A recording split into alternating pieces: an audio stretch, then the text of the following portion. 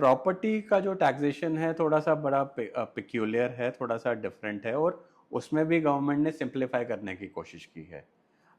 जैसे मैंने आपको शुरू में बताया ओल्ड रिजीम और न्यू रिजीम, हाँ जी। समझो इसमें भी दो व्यवस्थाएं आ गई हैं। मैं आपको दोनों एलाबोरेट कर देता हूँ। राइट।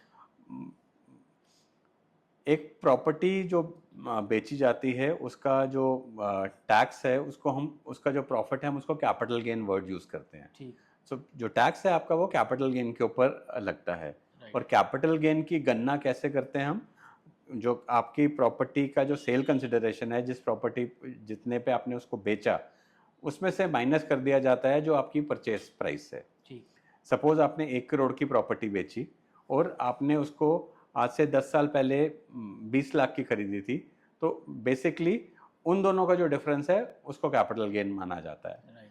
लेकिन बात आती है कि आपने 10 साल पहले खरीदी थी और बेच आप आज रहे हो, जबकि प्रॉपर्टीज़ की वैल्यूएशन में काफ़ी अंतर आ चुका है।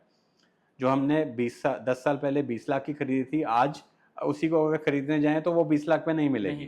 तो गवर्नमेंट इसमें इंडेक्सिंग का कॉन्सेप्ट ले आई है। अच्छा।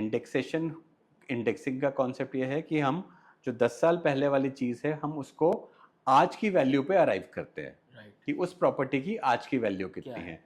गवर्नमेंट ने कॉस्ट इन्फ्लेशन इंडेक्स प्रेस्क्राइब किया हुआ है, जिसके बेसिस पे जो रेट्स लगा के हम जो 10 साल पहले जो चीज़ से 10 लाख की थी, हम उसकी आज की वैल्यू निकाल सकते हैं। राइट।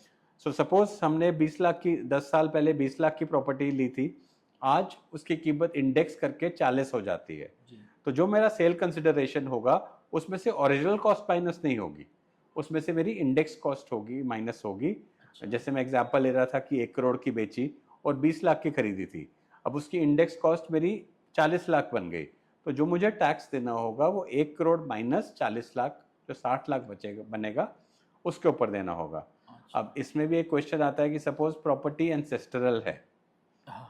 मेरी जो मुझे अपने एंसेस्टर से, पूर्वजों से प्रॉपर्टी मिली है, तो उसकी गणना कैसे हम करेंगे?